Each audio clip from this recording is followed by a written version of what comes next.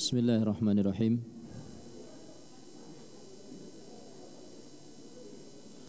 Assalamualaikum warahmatullahi wabarakatuh.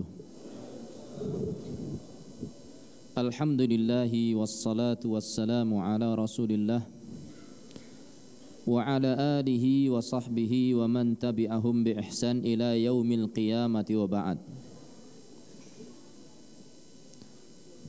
Ibu-ibu dan bapak-bapak. Biasanya kalau saya panggil gimana? Bapak-bapak dan ibu-ibu. Siapa yang tahu kenapa saya dahulukan ibu-ibu dari bapak-bapak? Biar ibu-ibu siap-siap katanya, kata Akh Iril, ya, Pak Iril. Biar ibu-ibu itu siap-siap, ibu-ibu gitu kan. Ibu-ibu dan bapak-bapak rahimani wa rahimakumullah. Suatu saat Hanzalah radhiyallahu taala anhu datang kepada Abu Bakar radhiyallahu taala anhu. Dia datang dalam kondisi tampak kebingungan dan mengatakan, "Ya Abu Bakar, nafaqa Hanzalah." Wahai Abu Bakar, sesungguhnya Hanzalah telah menjadi orang yang munafik. Kata Abu Bakar, "Kenapa wahai Hanzalah?" Maka Hanzalah pun mengatakan, "Kalau saya bersama dengan Rasulullah sallallahu alaihi wasallam, saya teringat surga dan teringat neraka. Tapi kalau sudah kembali dengan keluarga saya sudah lupa itu dan saya sibuk dengan keluarga saya." Maka Abu Bakar pun mengatakan, "Idzan, kalau begitu saya pun demikian wahai Hanzalah. Saya pun ketika bersama dengan Rasulullah sallallahu alaihi wasallam, saya itu ingat surga dan neraka. Tapi kalau sudah pulang ke keluarga, ingatnya keluarga, main-main dengan keluarga. Kalau begitu wahai Hanzalah, ayo kita berdua pergi kepada siapa? Rasulullah sallallahu alaihi wasallam." Maka mereka berdua pun pergi kepada Rasulullah sallallahu alaihi wasallam. "Ya Rasulullah, nafaqa Hanzalah," kata Hanzalah. "Wahai Rasulullah," tentunya beliau berdua mengucapkan salam terlebih dahulu dan kemungkinan juga bersalaman terlebih dahulu dengan penuh kesopanan, kemudian baru curhat. "Ya Rasulullah, nafaqa Hanzalah, ma bika ya Hanzalah? Ada apa wahai Hanzalah? Saya ini telah munafik." yakni saya dan Abu Bakar. "Ada apa? Ya Rasulullah, kalau kami duduk-duduk bersama dengan engkau di majelis ilmu, engkau sebutkan neraka, engkau sebutkan surga, maka kami pun ingat neraka dan kami ingat surga.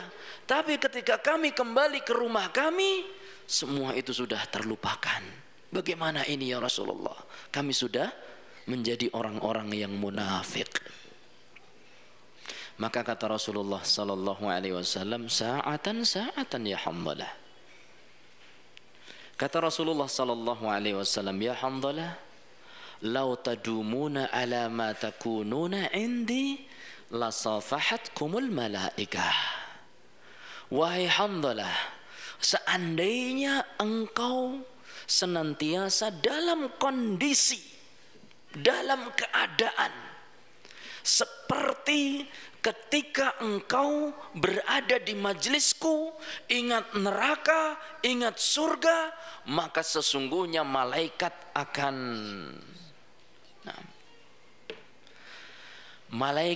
akan menyalami engkau dimanapun engkau berada. Akan tetapi wahai Hanzalah, sesaat, yakni sesaat untuk keluarga, kemudian sesaat untuk berzikir kepada Allah Subhanahu wa ta'ala. Yang kita rasakan seperti itu atau tidak ya bapak-bapak dan ibu-ibu ini? Oh, ketika kita duduk dengan Ustadz Abdullah Zain tadi pagi atau siang? Siang atau pagi menjelang siang, subhanallah. Kita ingat betapa dosa kita ini banyak. Betapa kita ingin segera mengucapkan astagfirullah wa atubu ilaih. Innallaha yabsutu yadahu bil-lail limusi'in nahar. Sesungguhnya Allah Subhanahu wa taala membentangkan kedua tangannya untuk menerima taubat orang-orang yang berbuat dosa di siang hari. Wallahu yabsutu yadahu bin nahari limusi'il lail. Dan Allah membuka tangannya lebar-lebar untuk menerima taubat orang-orang yang berbuat dosa di malam hari. Pingin rasanya kita ini segera astagfirullah wa atubu ilaih. Astagfirullah wa atubu ilaih. Betapa banyak dosa saya. Yang bapak-bapak, ya Allah, betapa sering saya meninggalkan jamaah. Ya Allah, betapa sering saya menyia-nyiakan keluarga saya. Ya Allah, betapa sering pandangan saya gunakan untuk melihat yang haram. Betapa sering saya menonton perkara-perkara yang tidak diridhoi oleh Allah. Betapa sering pendengaran saya gunakan untuk mendengarkan perkara-perkara yang berbau maksiat. Saya ingin segera bertaubat. Begitu ketemu keluarga, ayo renang. Begitu ketemu keluarga, Abi nggak main futsal nih, futsal. Iya sih, lupa. Ingin segera taubat apa? Lupa. Ayo Bi, cepet perempuan ini bisanya nyepet bikin sepet saja katanya. Baru tadi mengatakan kepada dirinya, saya itu telah banyak menyia-nyiakan keluarga. Keluar dari majelis apa? Kamu perempuan sukanya nyepet-nyepetin katanya. Yang perempuan juga begitu, Masya Allah. Baru saja dia diajar, ya Allah, betapa dulu saya tidak bersyukurnya kepada suami. Betapa saya itu kurang dalam mendidik anak. Betapa saya ingin segera taubat, ya Allah. Innallaha tawwab. Allah Maha penerima taubat. Sampai di kamar, Bi, molor aja. Bosan saya lihat kamu itu molor dari pengantin baru sampai sekarang kerjaannya molor. Ini loh kerjaan banyak, kamar belum dirapikan, housekeeping tidak datang-datang. Dari dulu ngapa-ngapain saya sendiri. Dari dulu sampai sekarang ngapa-ngapain sendiri. Ini bener atau enggak ini? Bohong itu istrinya. Dari mana datangnya bapak-bapak yang berdiri mengenalkan saya datang dari Jakarta bersama 11 orang anak. Itu kalau sendirian nggak mungkin. Ya, mengingkari nikmat yang diberikan oleh Allah lewat suami. Baru majelis keluar sudah lupa. Persis kayak siapa? Alhamdulillah, Ustaz. Kalau begitu Ustaz, kita ngajinya lebih banyak, Tat. Nanti kalau bisa maghrib sebentar sholat langsung ngaji lagi, isya ngaji lagi, makan malam gak usah, Tat. Gak usah, Tat. Pokoknya kita siap sampai jam 12. Kita puasa, Tat. Siap bapak-bapak dan ibu-ibu? Saya yang gak siap. Bapak-bapak dan ibu-ibu, tema kita itu berlibur sambil mengaji. Ini justru sekarang ini kita seperti Hamdalah yang keluar dari majelisnya Rasulullah. Sekarang kita lagi ketemu teman, lagi ketemu keluarga. Inti kita itu adalah acara keluarga. Baru saja keluar dari majelis yang di Tangerang, ada pengajian di Jabotabek, saya daerah-daerah sini nggak tahu. Saya sebutkan daerah saya saja ya biar gampang ya. Baru kita itu lepas dari Grojogan. Wah, ibu-ibu ini, Grojogan itu kampung sebelah saya, Bu, ya. kita baru dari Grojogan menuju ke Bogor, kemudian dari Jambitan ke Bogor, kemudian dari Wirokerten ke Bogor, kemudian dari Sampangan ke Bogor, kemudian dari Sekaran, di sana ada pengajian rutin ke Bogor. Itu kita ibaratnya keluar dari majelis-majelis yang ada di tempat-tempat yang saya sebutkan. Sekarang untuk pertemuan keluarga, maka sungguh harus disyukuri di tengah-tengah pertemuan keluarga kayak gini kok yo sempat-sempatnya ngaji toh bapak-bapak dan ibu-ibu itu. Sempat-sempatnya ngaji. Jadi tolong Pak, Bu, kalau ustadznya sudah capek, karena tadi juga ikut panahan ya, walaupun ada yang manah itu sampai sasaran boro-boro, masya Allah, ke bawah. Masya Allah, saya lihat tadi Ustadz Abdullah Zain itu tembakannya paling hebat masuk itu. Saya bilang putih, betul dia putih yang yang diancar kan putih paling luar toh, masya Allah. Kemudian hitam, pertama kali nembak hitam kena, masya Allah. Wah, saya bilang masya Allah, mumtaz itu ya. Kemudian saya bilang, Ustadz sekarang putih, Ustadz betul yang putih ditembak sama beliau. Masya Allah, bisa begitu beliau itu. Saya belum bisa. Taib, bapak-bapak ini capek tadi menghibur anak-anaknya ya, kemudian keluarganya. Sekarang kita di tengah-tengah hiburan masih ingat surga, masih ingat neraka. Mudah-mudahan kita termasuk golongan yang dikatakan oleh siapa? Rasulullah sallallahu alaihi wasallam, kalau kita senantiasa seperti dalam majlisnya Rasulullah sallallahu alaihi wasallam. Yang tadi majlis rutin di Grojogan, di Jambitan, di Sawu, di Sekaran. Sekaran itu nama desa Pak, bukan kuburan ya Pak. Sekaran, kemudian di mana dan seterusnya. Sekarang kita lagi ketemu keluarga. Ketemu keluarga. Maka sangat wajar sekali kalau kita ini mungkin ya cuma sedikit-sedikit lah porsinya ya, cuma sedikit-sedikit.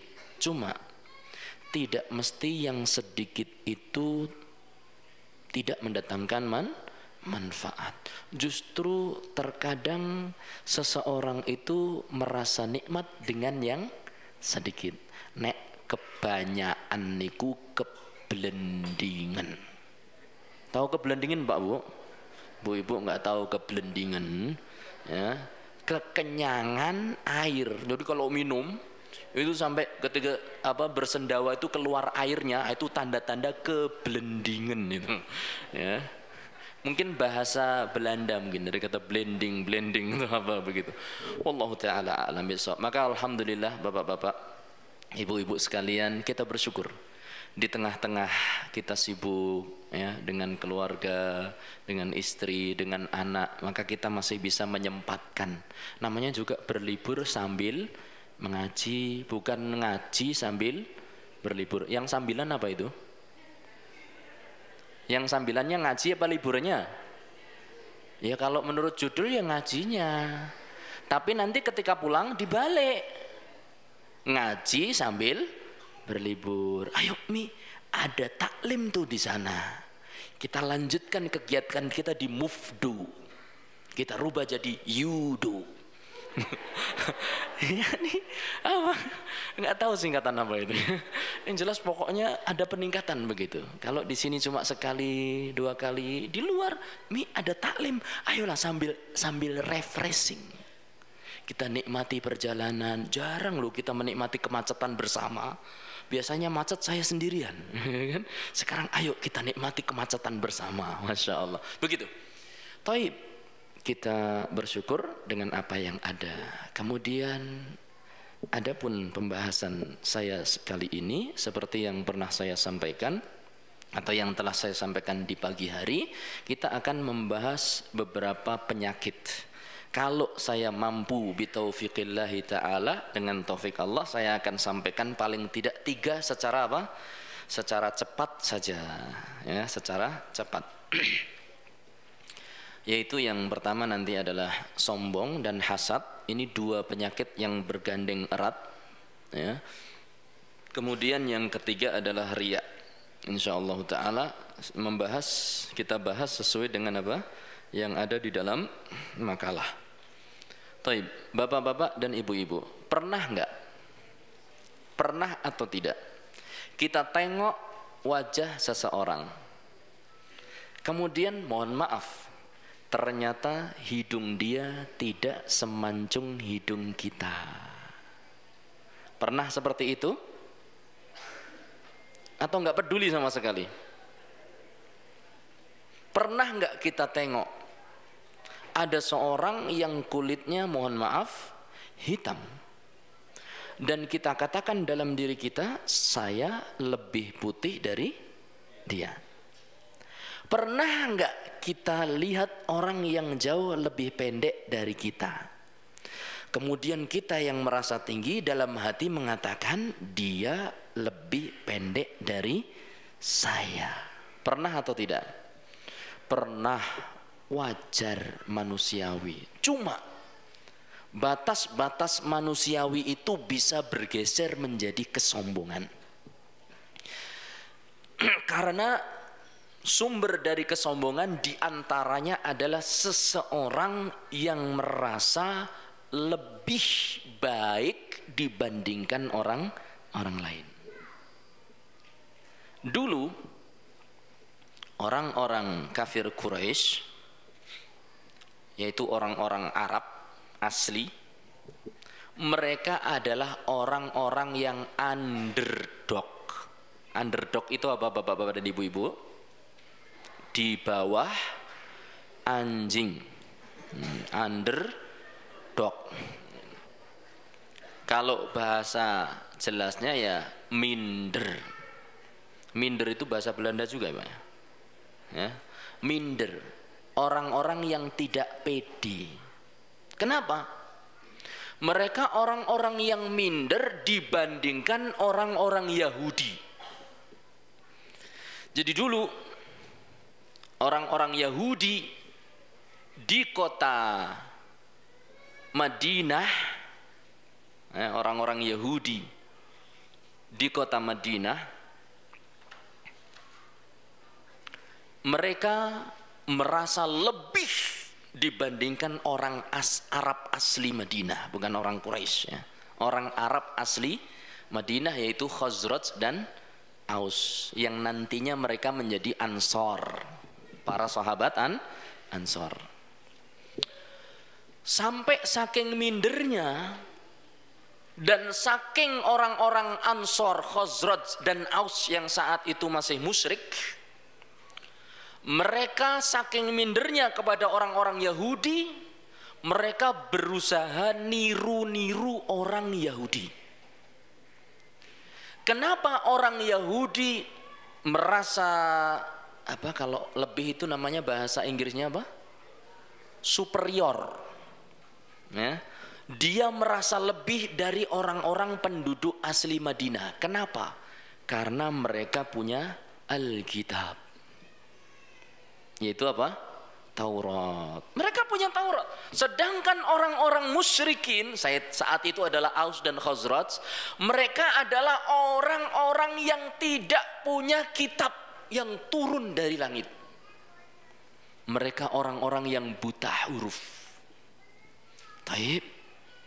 Akhirnya pun mereka mengambil banyak meniru orang-orang Yahudi, kebiasaan mereka, cara hidup mereka, ya, sampai dalam masalah mohon maaf pasutri, tidak saya perpanjang ini, atau tidak saya sebutkan kepanjangannya, ya, karena di sini ada tiflun, the little, ya kan? Insyaallah ma'ruf ya pasutri ini. Nah, soalnya ada little son, masya Allah. Apa itu little son?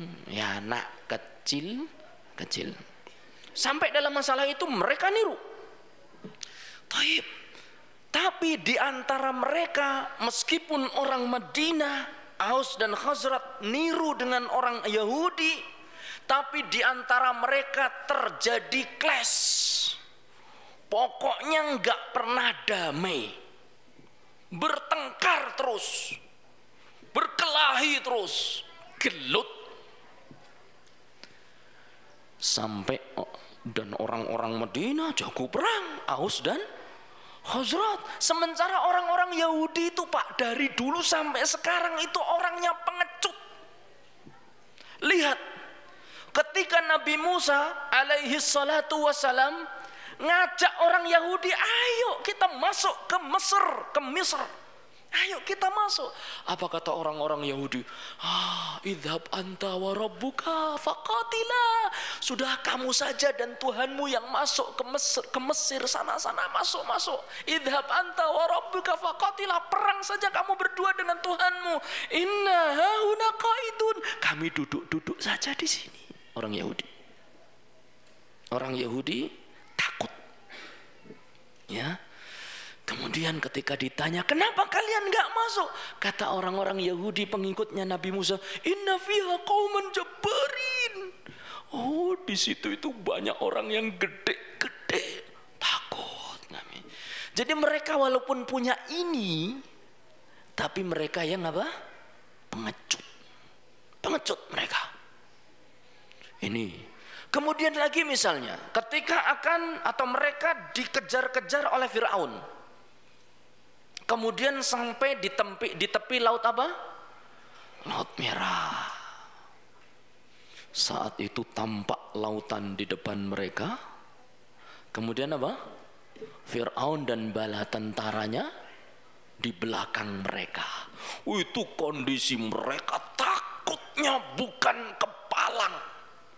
Sampai-sampai mereka mengatakan, ya Musa gimana ini? Depan kita laut, belakang kita bala tentara Firaun. Sama saja Musa, sama saja kamu itu. Sebelum diutusnya engkau, sebelum datangnya engkau, kami disiksa. Ada kamu, sama saja. Kevin, gimana? Itu mereka seperti itu, pengecut. Jadi orang Yahudi itu Pak Bu, ketok-etok sing gede-gede awake. Hanya tampak gede-gede begitu, namanya saja sombong-sombong, tapi takut.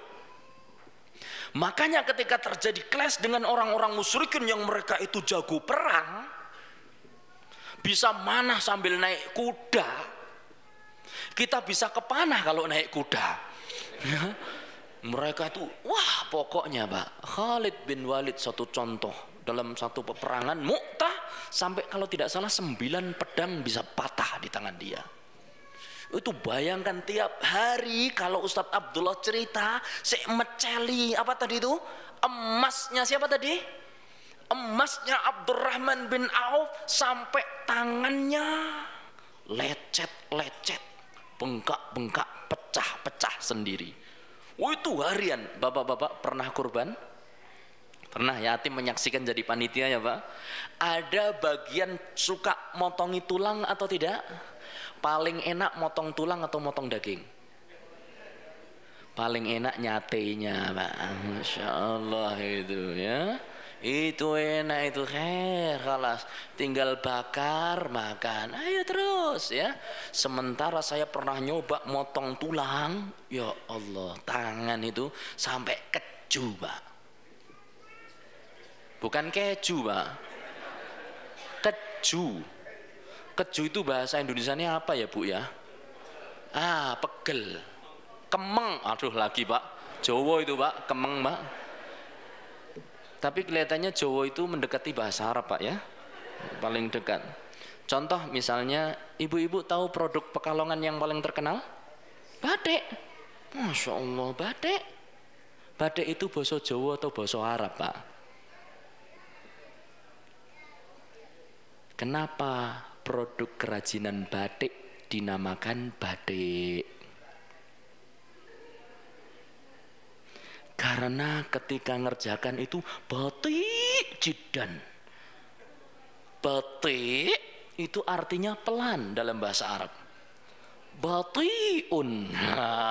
Jawa loh Pak. Jawa mirip dengan Arab. Udahlah kita nggak usah lanjutkan Pak. Kemeng ya Pak ya? Setuju Pak ya? Kemeng. Khalid bin Walid seharian perang, bukan yang kemeng tangannya, tapi yang kemeng apanya? Pedangnya. Subhanallah. Jadi luar biasa. Mereka kalau belah orang itu bisa sampai sigar luru. Aduh, Jawane metu lagi ini. si gardu itu apa? Terbelah menjadi dua. Kamplih. Kalau kamplih itu kecil, Bu. Kampleh itu agak besar. Ya, subhanallah, itu sampai begitu kuatnya mereka. Maka orang-orang Yahudi menghadapi orang-orang yang semacam itu takut mereka. Sehingga Allah Subhanahu wa taala menceritakan bahwa orang-orang Yahudi dulu itu nunggu-nunggu kedatangan Rasul. Mereka akan tahu adanya Rasul di akhir zaman, dan itu sudah tertulis di kitab Taurat mereka. Ya. Wa idz qala Isa bin Maryam ya bani Israil inni Rasulullah ilaikum musaddiqan lima baina yadayya minat Taurati wa mubasysyiran bi rasulin ya'ti min ba'di ismuhu Ahmad. Nabi Isa alaihissalatu wassalam berkata, wahai Bani Israel, sesungguhnya aku datang sebagai seorang utusan Allah kepada kalian, dan juga untuk membenarkan kitab-kitab yang ada datang sebelumku. Kitabnya Nabi Isa apa Pak Bu? Injil. Kitabnya Nabi Musa Taurat. Jadi dia datang membawa Injil untuk membenarkan apa? Taurat. Wa mubassyira, dan aku memberi kabar, kata Nabi Isa, akan datangnya seorang rasul setelahku yang bernama Ahmad. Oh, orang Yahudi tahu ada rasul yang namanya apa? Ahmad. Ini ditunggu-tunggu. Sambil mereka menunggu rasul, mereka mengancam kepada siapa? Orang Arab Madinah. Mereka ancam. Karena selama ini Rasul dan Nabi itu kebanyakan di Bani Israel. Terakhir Rasul Bani Israel itu siapa? Nabi Isa alaihi salatu wassalam. Maka mereka mengatakan, tunggu kalian wahai orang Arab. Kalau sampai datang Rasul, tak perangi kalian. Pokoknya Rasul itu akan kita jadikan komandan untuk memerangi kalian. Mereka terbayang bagaimana Raja Talut memerangi Jalut. Raja Talut itu dulu rajanya Bani Israel, ya kan? Dengan jumlah yang sedikit bisa memerangi Jalut dan pasukannya. Mereka ingat bagaimana lemparan Nabi Daud bisa membunuh sang Jalut yang perkasa. Mereka ingin Nabi yang ditunggu-tunggu itu dari kalangan mereka. Maka sebagaimana dikatakan oleh Allah Subhanahu wa taala dalam surat Al-Baqarah, walamma ja'ahum kitabum min indillahi musaddiqul lima ma'ahum wa kanu min qablu yastaftihuna 'alal ladina kafaru. Tatkala datang kepada mereka satu kitab dari sisi Allah yang dia membenarkan apa yang diturunkan kepada mereka, di antaranya adalah membenarkan datangnya Rasul di akhir zaman yang bernama siapa? Ahmad. Maka wakanu, padahal mereka dulunya yastaftihun, mereka pokoknya mencari kemenangan, mencari pembelaan untuk melawan orang-orang kafir. Yang dimaksud adalah orang-orang musyrikin. Tapi falamma ja'ahum ma'arafu kafaru bih. Tapi tatkala datang Rasul itu berasal dari bangsa Arab, bukan dari Yahudi, kafaru bihi. Mereka pun, tidak mungkin Rasul dari kalangan mereka. Kita ini orang mulia. Kita ini adalah orang yang lebih pantas, layak untuk mendapatkan Nabi dari mereka. Mosok si Nabi muncul dari kalangan orang-orang kayak gitu. Maka akhirnya dengan sikap dia merasa lebih, akhirnya dia pun menolak kebenaran dan berlaku sombong. Maka saya katakan, sikap merasa lebih itu adalah berpotensi untuk apa? Untuk menjadi sombong. Dan berpotensi untuk menjadi hasad. Ya, ustadznya bacaannya nggak karuan gitu, ya kan? Kok jadi ustadz gitu loh?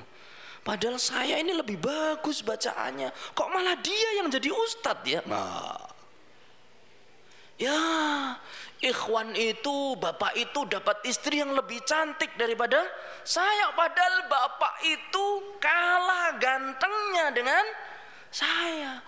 Dia orangnya tinggi, dia orangnya tidak tinggi tapi dapat istri yang tinggi. Sementara saya orangnya apa? Tinggi tapi dapat istri yang tidak tinggi. Saya orangnya tinggi besar, dapat istri yang apa? Kurus. Tapi dia orangnya kurus malah dapat istri yang besar, ya kan? Misalnya begitu. Atau sebaliknya, ketika seorang merasa ada kelebihan dalam dada, dalam hati, maka dia akan berpotensi untuk sombong. Ya, ustadznya jenggotnya cuma seperti itu, saya jenggotnya lebih panjang, misalnya kan begitu. Masya Allah, ya. Bahasa Arabnya juga nggak karu-karuan gitu kok jadi ustadz. Ya, ini kalau membaca itu kayak ada gagapnya, saya lancar. Seperti itu. Ketika seorang merasa lebih, sebagaimana orang-orang Yahudi dulu merasa lebih, itu potensi untuk mengingkari kebenaran, menjadi sombong, merendahkan orang lain. Bapak-bapak dan ibu-ibu rahimani wa rahimakumullah, peserta mufdu yang dirahmati oleh Allah Subhanahu wa taala. Saking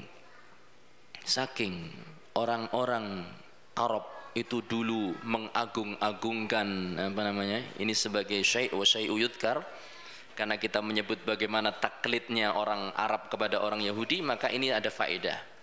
Dulu orang-orang Arab itu biasa mengikuti kebiasaan orang Yahudi, diantaranya adalah masalah pasutri.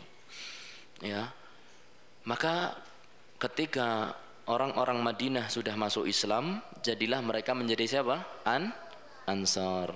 Kemudian dari Mekah turun, atau dari Allah Subhanahu wa taala turun perintah hijrah kepada kaum muslimin yang ada di Mekah. Yang ada di Mekah ini orang-orang Arab tulen, nggak kenal yang namanya Yahudi. Orang-orang Arab tulen ini, para sahabat datang ke kota Madinah, ya. Kemudian oleh Rasulullah SAW, sahabat yang dari Mekah dipersaudarakan dengan kaum muslimin, yaitu Ansor yang ada di kota Madinah. Saking eratnya persaudaraan mereka, sampai orang Madinah, sahabat para Ansar, ada yang menawarkan kepada sahabat dari kalangan muhajirin, saya punya istri 4, pilih salah satu, mana yang paling kamu sukai, akan saya ceraikan dan silahkan nikahi. Ada di sini yang seperti itu? Ada Pak? Bapak-bapak yang seperti itu? Ketika ada tamu, saya cinta kepada kamu wahai tamuku, kalau memang kamu mau istri saya ceraikan, silahkan kamu nikahi. Ada yang seperti itu? Nggak ada Pak, karena istrinya baru 1, ya kan? Kalau istrinya 4 lain lagi mungkin, kan begitu. Taib, sampai seperti itu. Ini loh hartaku, kalau kamu mau saya paruh hartaku, ambil. Salah satu yang ditawarkan adalah Abdurrahman bin Auf. Kata Abdurrahman bin Auf, sudah, saya tidak butuh, terima kasih atas kemuliaan hati Anda wahai penduduk kota Madinah. Dan sampai sekarang bapak-bapak, penduduk kota Madinah itu luar biasa. Kalau bapak-bapak dan ibu-ibu berkunjung umroh pas Ramadan, bandingkan antara Ramadan di kota Madinah dengan Mekah, lebih enak mana bukanya? Madinah. Setiap shaf ada kurma, ada apanya lagi? Itu apa namanya? Kisto, laban, halib, susu yang kental itu. Kemudian apa lagi? Kalau di luar, ya kan, ada apa? Ayam, nah gitu kan. Hampir setiap shaf. Di kota Mekah bagaimana Pak? Memang Madinah sampai sekarang Masya Allah, ya. Taib, akhirnya orang-orang muhajirin pindah ke kota Madinah, berhijrah. Sampai di sana mereka sebagian menikah dengan orang Arab, dengan penduduk Madinah, istri-istri orang Madinah. Sehingga terjadilah apa yang terjadi. yakni Lailatul Arus. Kalau bahasa Inggrisnya apa ya? Malam apa? Akhirnya ada seorang wanita penduduk Madinah lapor pada Rasulullah sallallahu alaihi wasallam. Ya Rasulullah, ini suamiku mau macam-macam ini. Saya bilang sama dia, pokoknya begini caranya. Kalau nggak mau, saya terima dicerai. Apa?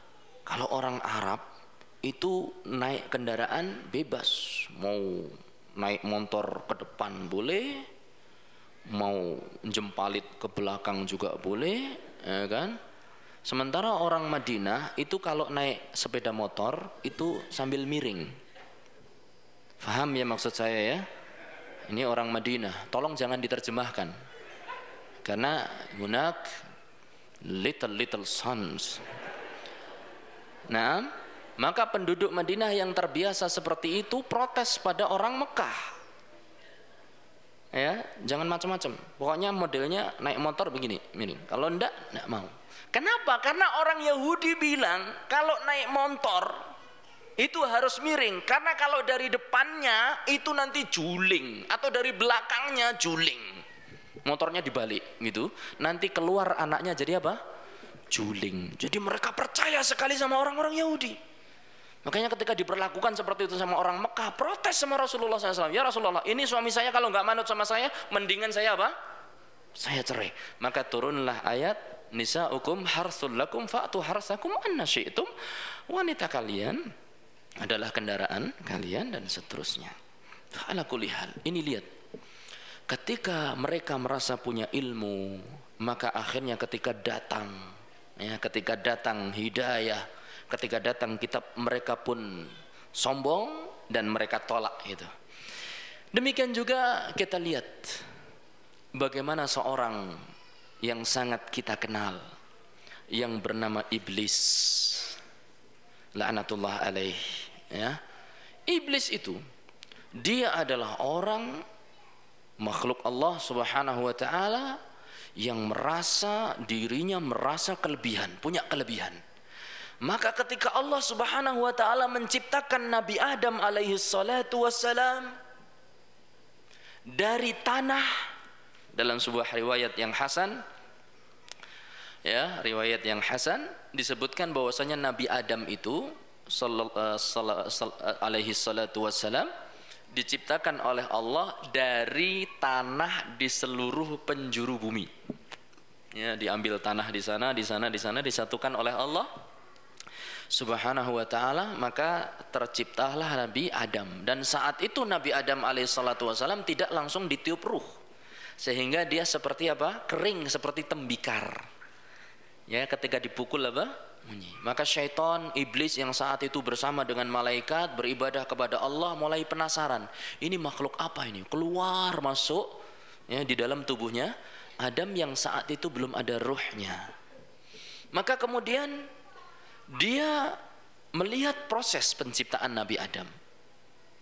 Dia memandang bahwasanya tanah lebih hebat atau api lebih hebat dari tanah. Adam terbuat dari tanah, sedangkan iblis terbuat dari api. Sekarang saya tanya pada ibu-ibu, hebatan mana bu antara tanah sama api?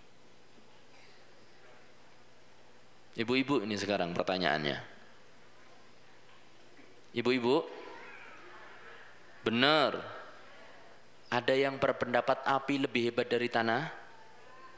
Benar bu? Bapak-bapak, semua sepakat tanah lebih baik dari api. Kenapa Pak?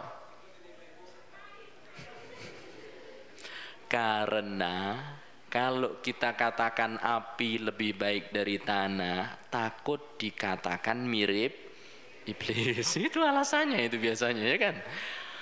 Ibnul Qayyim yang menyebutkan dalam kitabnya tentang bagaimana tanah itu lebih afdal daripada api. Dia membantah syubhat yang ada di hati iblis. Syubhat sekali lagi adalah kerancuan dalam apa? Berpikir, menganggap sesuatu ini lebih benar dari yang lainnya, menganggap ini lebih hak daripada yang lainnya. Di antaranya adalah ibu-ibu tahu, ya, tanah itu tidak akan hancur dibakar oleh api. Bahkan ketika tanah dibakar oleh api, yang terjadi adalah tanah itu menteles. Napa niku menteles? Yakni tetap ngececeng, bahkan ngececeng lagi, ya Allah. Semakin apa? Kenceng, ibarat orang dipukul itu malah semakin pukul lagi, oh gitu. Tahu kodok kintal ya Pak ya? Senggol langsung gitu. Tanah begitu dibakar semakin keras. Tapi api ketika dikasih tanah, apa yang terjadi? Itu salah satu bukti bahwasanya tanah lebih hebat daripada api. Ibu-ibu dan bapak-bapak pernah lihat orang matikan PLN kabel? Belum, karena di kota jarang ya mungkin ya. Kalau di desa kan banyak daun-daun itu ya. Daun-daun kadang kena kabel, harus dia dipotong. Nah, sebelum motong Pak Bu, itu listriknya harus dimatikan dulu. Cara matikannya gimana Pak Bu? Cara matikannya gimana? Pakai tongkat panjang, logam, kemudian tengahnya itu atau di luarnya logam itu plastik sehingga tidak nyetrum. Ujungnya logam, dua ujung logam, tengahnya nyambung logam. Kemudian kalau mau matikan listrik, itu tongkat itu dicantolkan di listriknya, kemudian diletakkan di tanah, langsung listriknya mati. Nah, baru orang itu motong pohon. Lihat, listrik yang demikian kuatnya, kalau kita megang sedikit saja kita bisa apa? Mati, ya kan? Tapi ternyata begitu kena tanah langsung apa? Kalau ibu punya kulkas, mesin cuci, kemana itu arde diarahkan? Tanah. Ini menunjukkan bahwasanya tanah lebih mulia, tapi iblis dia merasa bahwasanya ana khairun minhu. Ini Adam tercipta dari tanah. Kenapa dia itu sekarang diperintahkan oleh Allah, kita semua malaikat dan iblis, yaitu saya, diperintahkan untuk sujud kepada dia.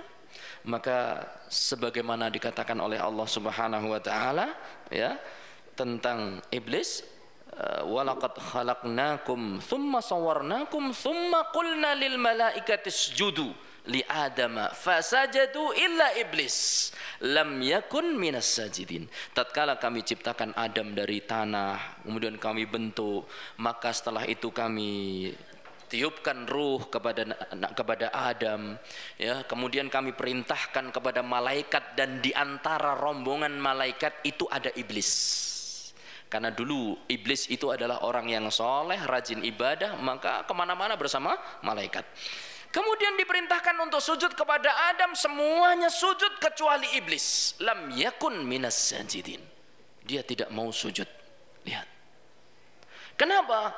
Kata Allah Subhanahu wa taala, qala ma mana'aka alla tasjuda li qala ma mana'aka alla tasjuda id amartuk.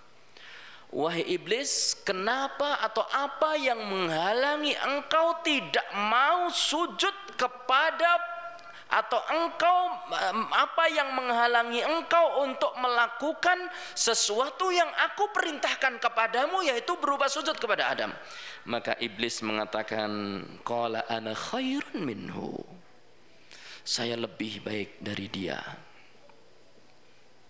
Ini kesombongan. Ana khairun minhu, kata iblis.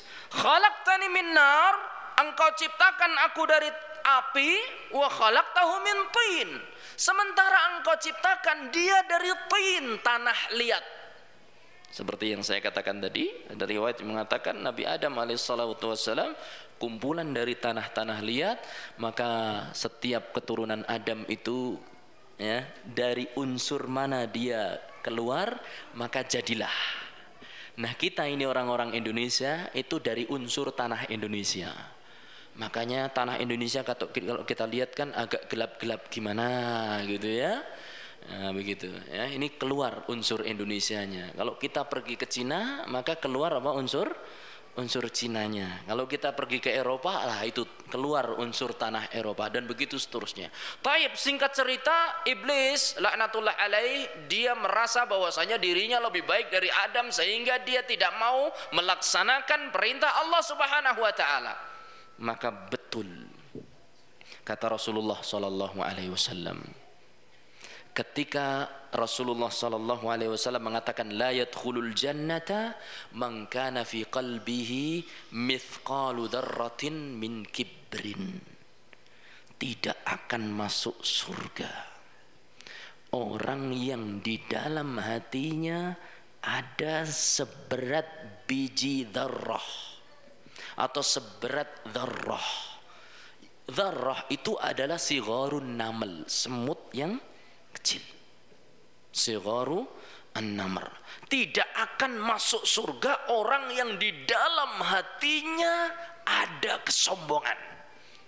Karena memang surga itu diperuntukkan bukan untuk orang-orang yang sombong.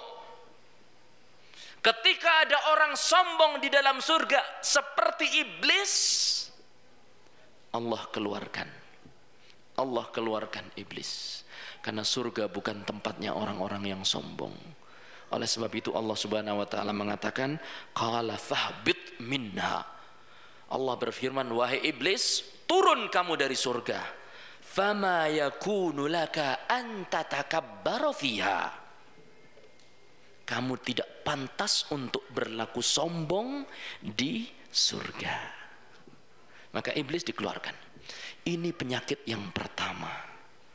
Yang hati-hati sekali kita. Setiap kita merasa diri kita ada kelebihan, maka disitulah ada potensi untuk menjadi sombong. Entah itu kelebihan ilmu, saya merasa lebih berilmu dari fulan, sehingga dia merasa lebih hebat. Kemudian akibat dia merasa lebih hebat dari fulan, dia pun ihtiqar. Dia akan merendahkan orang. Oleh sebab itu Rasulullah sallallahu alaihi wasallam mengatakan, al-kibru batarul haqqi wa ghamtun nasi. Sombong itu adalah, kata Rasulullah sallallahu alaihi wasallam, menolak kebenaran dan menyepelekan orang lain. Maka hati-hati bapak-bapak dan ibu-ibu, ini penyakit yang kadang tidak terasa. Bagaimana kalau kita menyambut orang yang tingkat ekonominya sama dengan kita, jadi tamu, Masya Allah, datang ke rumah kita, dia pakai mobil. Datang pakai apa Pak ke sini? Pakai mobil, kok nggak ada suaranya? Mobilnya yang nggak ada suaranya. Apa yang mobil yang suaranya pelan sekali? Mobil didorong. Pajero, Pak. Begitu ya. Kemudian kita sambut dengan, oh Masya Allah, ya dari mana Pak? Masya Allah, iya kan. Tapi begitu yang datang, kluprak, klomprang, serak. Tengok di jendela, ya Allah, ini tetangga yang kemarin lagi kan, pakai sepeda ontel. Terus nabrak karena remnya blong. Terus ketika jalan dari pintu gerbang ke halaman, srek.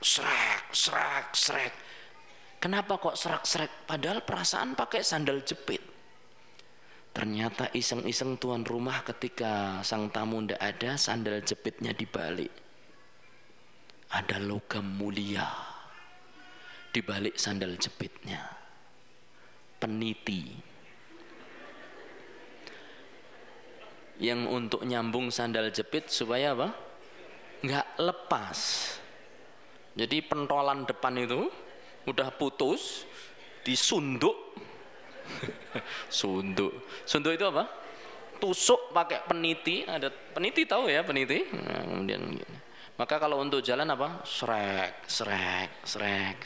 Itu logam mulia bagi dia. Kalau nggak ada itu repot, kan? Subhanallah. Ini Bagaimana sikap kita kalau menerima orang yang semacam ini? Bagaimana sikap kita kalau menerima orang yang semacam ini? Oh, kalau yang datang orang terhormat, jabatannya tinggi, kedudukannya mulia, maka begitu datang silakan. Oh, ditarik-tarik ke depan, padahal sudah nggak mau. Tapi kalau yang datang bawa pernya per alami, sarung ngeper, ya. Kemudian rambutnya agak acak-acakan, pecinya usang, itu enggak dipersilahkan. Sampai duduk di belakang sendiri ya silahkan. Mau dapat minuman, enggak dapat minuman, kita enggak peduli. Pandangan orang sekarang seperti itu. Kecuali yang dirahmati oleh Allah Subhanahu wa taala. Cerita ini ya, cerita ya Pak ya Pak, Bu. Sekedar cerita saja. Suatu saat ada seorang ustadz diminta untuk ngisi walimah ini ya. Dia pikir ya, namanya walimah di tempat orang yang masih macam-macam, kalau dia berpenampilan seperti seorang ustadz, pakai jubah ya, kemudian pakai apa? Sorban, nanti malah jadi apa? Tontonan.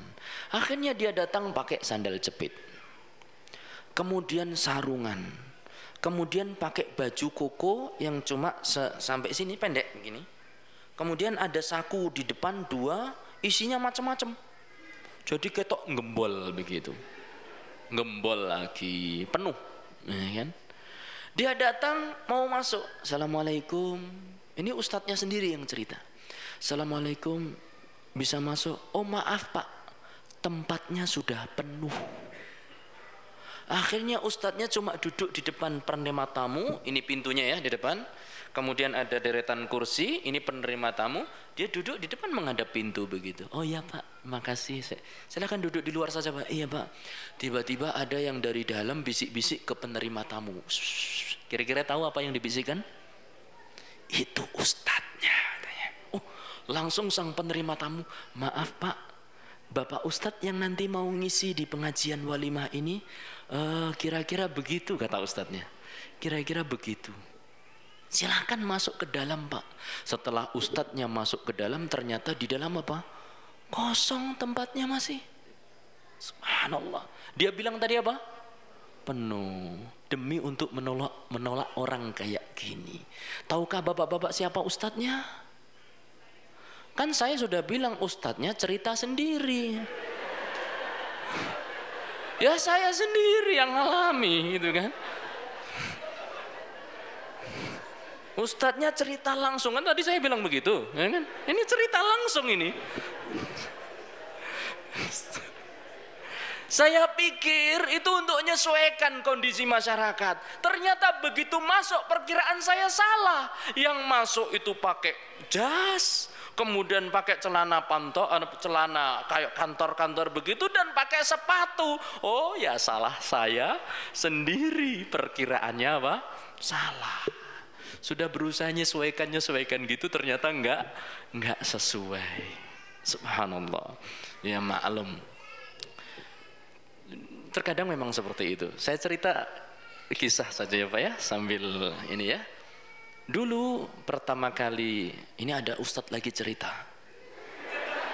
Aduh, sudah ketebak lagi. Dulu ketika pertama kali zaman SMS, tahun berapa ada SMS Pak?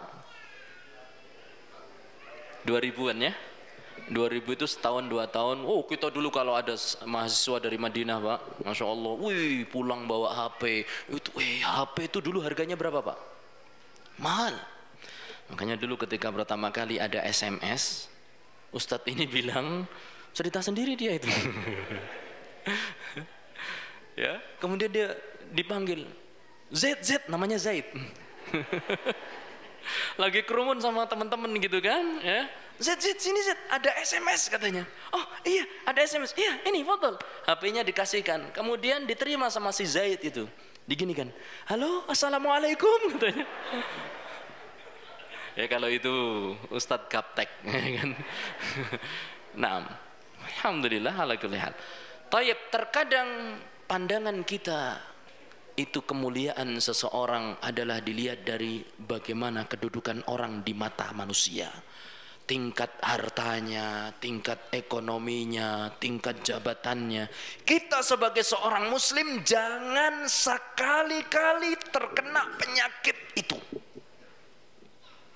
Kita melihat kemuliaan seseorang sebagaimana Allah melihatnya. Inna akramakum indallahi atqakum. Supaya kita tidak terjangkit penyakit sombong, Pak.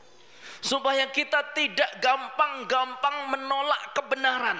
Sehingga ketika orang yang kita anggap dia lebih rendah kedudukan ekonomi atau jabatan dari kita, kita siap mendengarkan nasihatnya dan kita terima asalkan itu adalah bersumber dari kebenaran.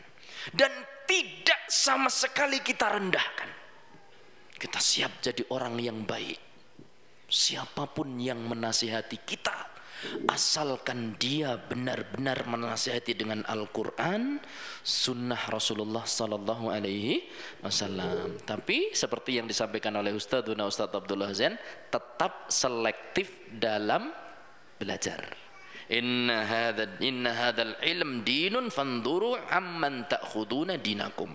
Ilmu ini adalah agama, maka lihat dari siapa kalian mengambilnya. Demikian, ini masalah sombong.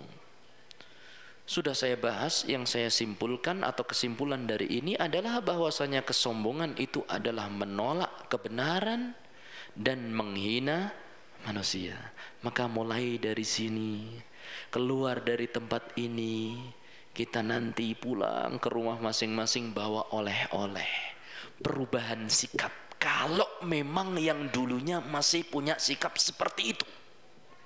Memandang segala sesuatu dari materi. Memandang segala sesuatu dari kedudukan dan status sosial seseorang. Ini penyakitnya orang-orang kafir Quraisy. Mereka adalah orang-orang yang materialistis. Apa itu materialistis? Segala sesuatu diukur dari materi. Wa amma idza mabtalahu faqadara alaihi rizqahu fayaqulu rabbi ahanan. Kalau manusia itu ditimpa kesulitan harta, kesulitan rizki, maka dia akan mengatakan Allah telah menghinakanku. Sebaliknya sebelumnya ketika dia mendapatkan rizki, mendapatkan harta yang banyak, dia katakan Allah telah memuliakanku. Maka tidak heran ketika sebagian ibu-ibu, bapak-bapak kaum muslimin ketika ditanya bagaimana kabarnya, bagaimana keluarganya, apa dia katakan? Alhamdulillah, anak saya sekarang sudah jadi orang. Pernah dengar begitu? Maksudnya apa kalau dia maksudkan? Dia punya pekerjaan tetap, gajinya apa? Gede. Sudah punya apa? Rumah. Sudah punya apa? Mobil. Sudah punya sepeda motor.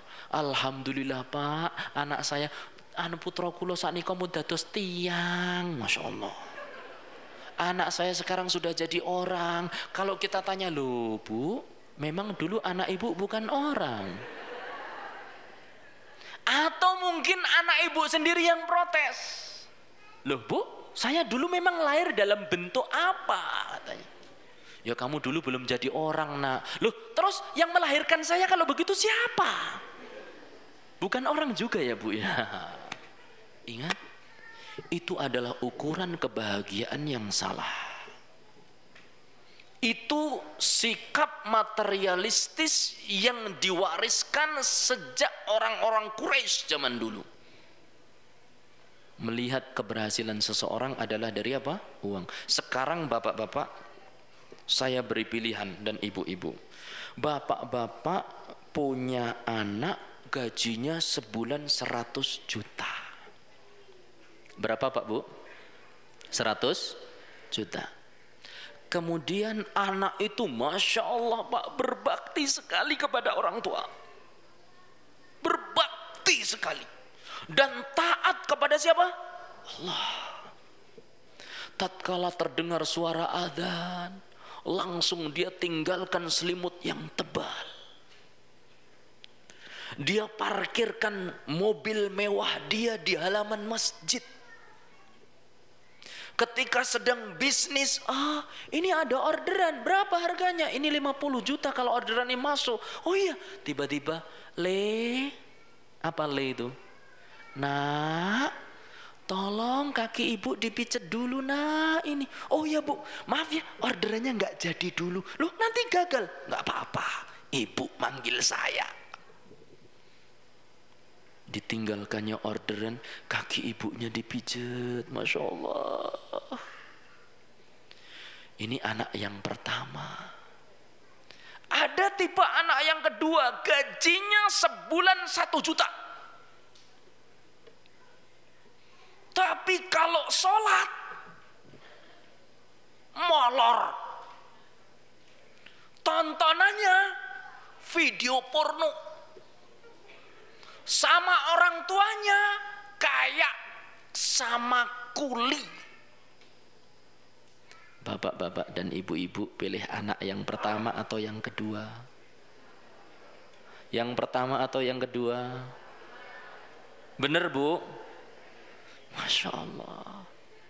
Kenapa ibu milih yang pertama? Karena anak yang berbakti, taat kepada Allah. Itu lebih kita pilih. Tapi coba sekarang dibalik permisalannya.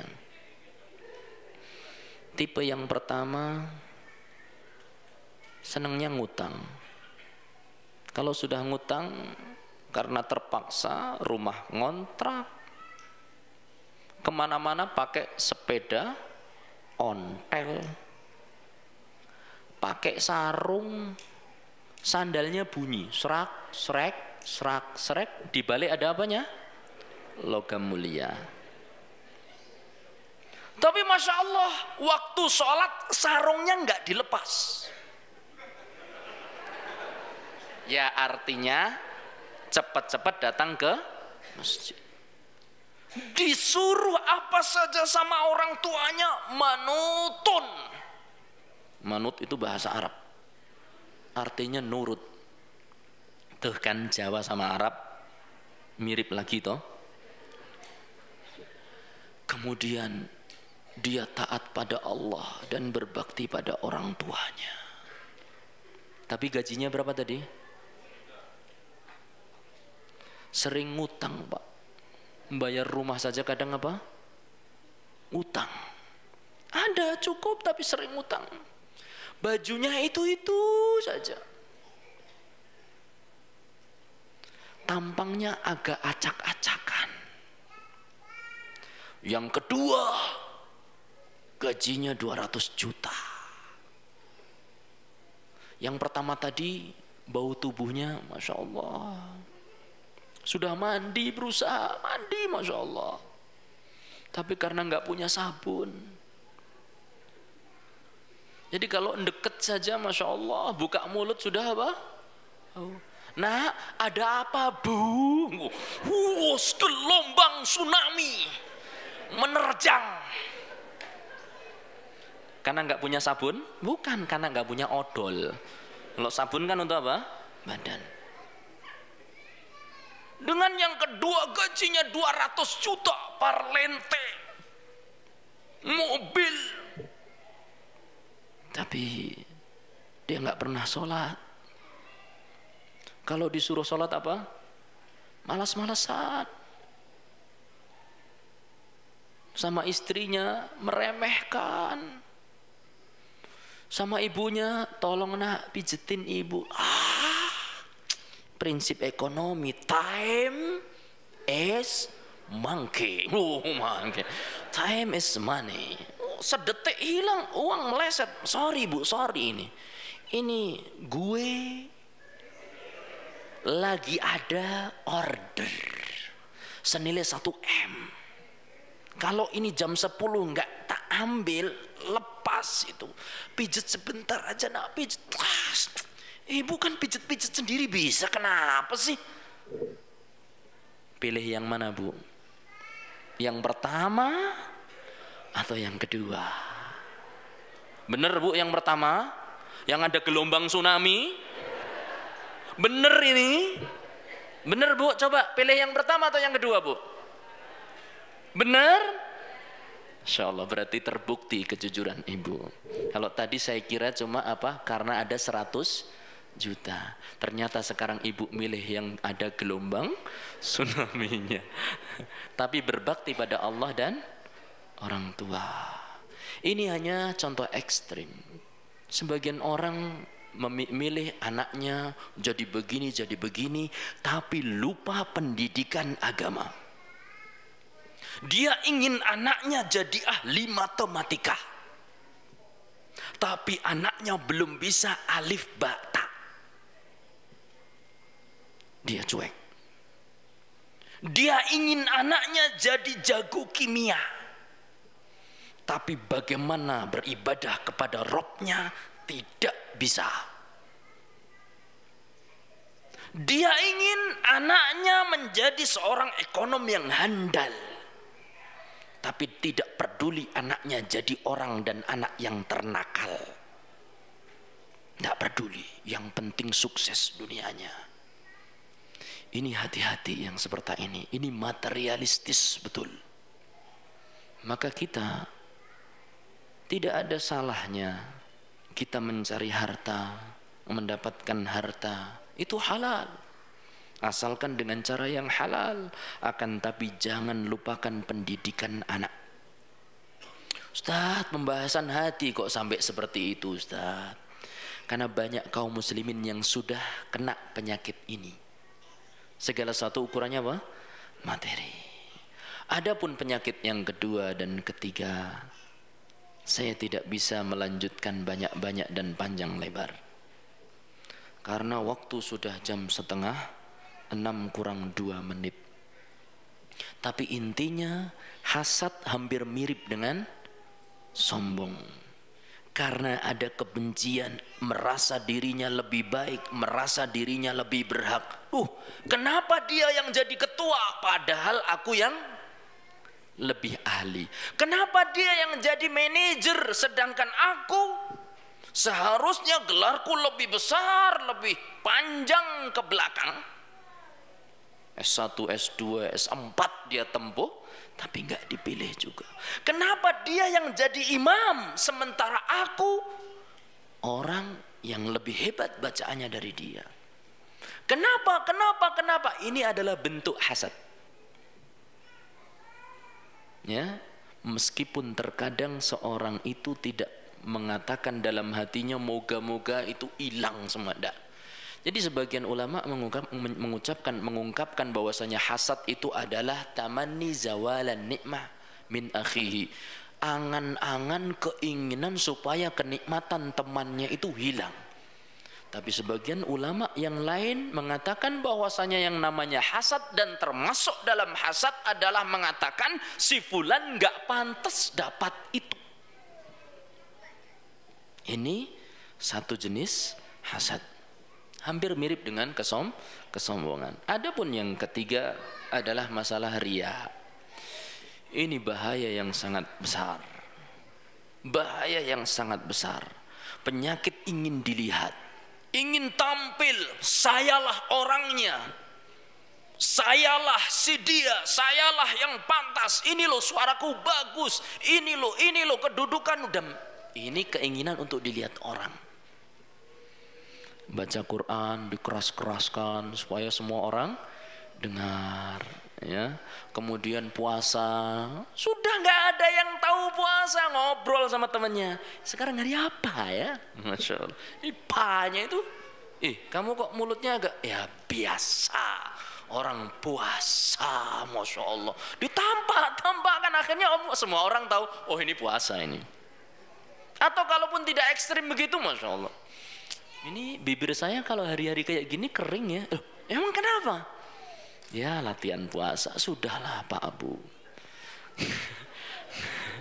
Kalau memang sedang beribadah dan ibadah itu bisa ditutup-tutupi, tutupi.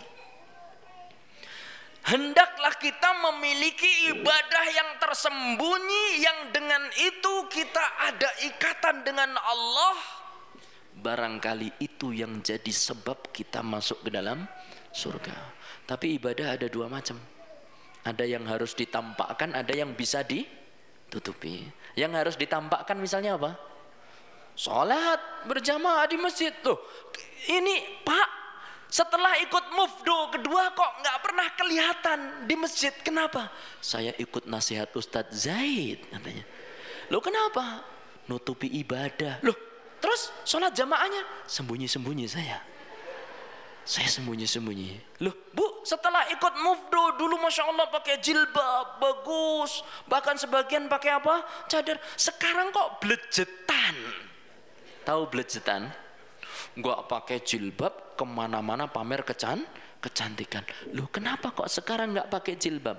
Saya itu pakai jilbabnya sembunyi-sembunyi. Ya, kalau di luar gini saya nggak mau tampak-tampakan, biar ikhlas. Kalau pingin lihat saya pakai jilbab, ayo ke rumah. Saya di rumah pakai jilbab, pakai cadar. Bukan begitu. Yang wajib ditampakkan harus apa? Ditampakkan. Yang sudah berlatih pakai apa? Jenggot. Tiba-tiba jenggotnya hilang semua. Loh kemana jenggotnya akhi? Katanya. Saya tempel di dinding. Nanti kalau saya pulang ke rumah di dalam baru tak pakai. Kalau di luar enggak katanya. Bukan itu. Yang harus tampak harus tampak. Muadzin sepulang dari mufdo nggak pernah lagi ada kumandang adzan. Loh mana adzan kamu? Saya kalau adzan bisi-bisi sekarang Masya Allah. Yang harus tampakkan. Tapi yang bisa disembunyikan, sembunyikan. Dulu para ulama, sebagian ulama itu puasa bukan sepanjang hari, banyak puasa tapi keluarganya nggak tahu sama sekali. Sekian puluh tahun. Dia pergi ke tokonya, diberi saku, diberi bekal sama istrinya, ya sampai di jalan disedekahkan. Istrinya nggak tahu kalau dia berpuasa sepanjang sekian puluh tahun. Kita puasa sedikit saja ketahuan. Sebagian ulama baca Quran, begitu ada orang masuk langsung kainnya ditutupkan biar nggak kelihatan. Sebagian mereka bersedekah, ndak ada yang tahu siapa yang bersedekah. Ali bin Zainal Abidin, ya, di penduduk Madinah, para janda, orang-orang miskin, ya, sering menemukan di depan rumah mereka ada apa? Makanan. Mereka nggak tahu siapa yang bersedekah. Tapi ketika Ali bin Zainal Abidin meninggal dunia, tahulah mereka bahwasanya ini loh ternyata orangnya. Kenapa? Setelah dimandikan ternyata apa? Di sini ada bekas pikulannya. Subhanallah. Maka untuk menghindarkan penyakit hati yang namanya riya, sebisa mungkin kita punya amalan rahasia. Tatkala semua orang tidur, segera Anda menghadap Allah. Tidak ada yang tahu kecuali Allah Subhanahu wa taala. Sekali-kali masukkan uang ke dalam amplop, lewat ke rumah tetangga. Kemudian selesepkan. Apa itu selesepkan? Sisipkan di bawah pintu. Tanpa dia tahu, nggak usah tinggali nomor HP. Ukhti, saudariku, kalau ada masalah hubungi nomorku, ini WA ku. Nggak perlu. Biarkan jadi tanda tanya, yang penting dicatat oleh Allah. Nggak perlu yang namanya selfie. Ya? Atau komen-komen misalnya begini. Sungguh nikmat malam hari ketika orang tidur mendengkur. Aku sedang bertafakur. Kirim status ketika umrah. Duhai indahnya berada di kota Rasulullah, menyepi di sudut masjid. Berapa lembar ku lalui tak terasa. Ingin rasanya ku mengulang hari-hari indah ini. Status. Coba yang itu nggak perlu lah. Biarkan. Kalau perlu haji nggak ada yang tahu. Luar biasa. Kalau perlu umroh nggak ada yang tahu. Nek bisa. Ya kan? Sedekah nggak ada yang tahu misalnya. Kalau bisa usahakan. Ada batu di tengah jalan, singkirkan. Dan tidak perlu selfie. Klik. Lagi nyingkirkan batu. Tidak perlu gitu. Ya, tulis status lagi. Usahakan kita punya amalan apa? Rahasia. Tapi sekiranya amalan yang boleh ditampakkan itu lebih baik ditampakkan, maka tampakkan. Contoh, seorang ingin bersedekah, tapi dia antara dua pilihan, ditampakkan dan tidak. Tapi ternyata menampakkan sedekah maslahatnya lebih besar. Kenapa? Karena dia orang yang punya kedudukan dan akan jadi apa? Contoh. Maka kalau perlu keluarkan, bismillah di depan orang-orang. Bismillah saya mulai donasi ini. Bismillah ini 10 juta. Mudah-mudahan yang lain. Itu boleh. Tapi kalau kita nggak punya kedudukan, mau sedekah banyak juga nggak ada yang lihat. Sedekah sedikit juga nggak ada yang komentar. Maka sebaiknya sembunyi. Tapi ingat, jangan sampai usaha untuk ikhlas, menghindari riya, menghalangi kita dari ibadah. Karena kata para ulama, man amila li ajlin nas fahuwa musyrik. Barang siapa yang beramal untuk mencari pujian perhatian manusia, maka dia musyrik. Wa man tarakal amala li ajlin nas fahuwa murai. Tapi siapa yang meninggalkan amalan karena takut komentar manusia, maka dia itu murai. Sesungguhnya dialah orang yang riya. Masuk ke masjid, mau sholat tahiyatul masjid, orang pada ngeliatin, akhirnya langsung duduk. Enggak sholat tahiyatul masjid. Takut dipuji. Apa? Takut dipuji. Maka yang seperti ini adalah riya. Kalau begitu sikap yang benar bagaimana? Sikap yang benar, Anda niatkan amalan itu karena Allah. Kalau ada orang yang lihat, lanjut. Enggak peduli. Karena definisi ikhlas oleh sebagian ulama, sebagaimana disebutkan oleh sebagian ulama, dan ini definisi yang luar biasa, adalah nisyanu nadharil khalqi. Lupa, enggak peduli pada pandangan manusia. Orang mau komentar apa, mau memuji ya silahkan, mau mencela ya silahkan. Lidawamin nadhar ilal khaliqi. Karena dia betul-betul memperhatikan pujian dari Allah Subhanahu wa taala semata. Ini kita melakukan sholat, tidak peduli mau orang ucapkan apa, yang penting kita dapat pujian dari Allah. Itu ikhlas. Jadi ketika ada orang mau sholat nggak jadi, di situ nggak jadi, di rumah nggak jadi, itu berarti riya. Mau baca Quran, di situ nggak jadi, di rumah nggak jadi, riya. Kenapa? Masih memperhatikan pandangan makhluk. Demikian yang bisa saya sampaikan. Mudah-mudahan yang sedikit ini bermanfaat bagi saya pribadi. Mudah-mudahan Allah mengampuni segala kesalahan saya dan bapak-bapak dan ibu-ibu semuanya. Ya, mungkin banyak kata-kata yang tidak berkenan di hati bapak-bapak dan ibu-ibu, maka saya mohon maaf. Mudah-mudahan apa yang saya sampaikan ini tidak banyak yang bisa saya sampaikan, dan modul yang ada di hadapan bapak-bapak dan ibu-ibu sangat membantu untuk memahami hakikat dari 3 penyakit atau 4 penyakit yang disebutkan oleh Ustadzuna. Demikian. Ini ada sedikit pertanyaan di sini. Kalau bisa saya jawab, kalau tidak ya tidak. Assalamualaikum warahmatullahi wabarakatuh Ustaz. Waalaikumsalam warahmatullahi wabarakatuh. Sehubungan dengan pendidikan dan profesi, apakah semua orang harus menempuh pendidikan khusus keagamaan? Bagaimana dengan dalil yang berbunyi sebaik-baik manusia adalah yang bermanfaat banyak terhadap manusia lainnya? Jawabannya adalah tidak harus setiap orang menempuh pendidikan khusus dalam agama. Tapi dia wajib dan harus belajar agama.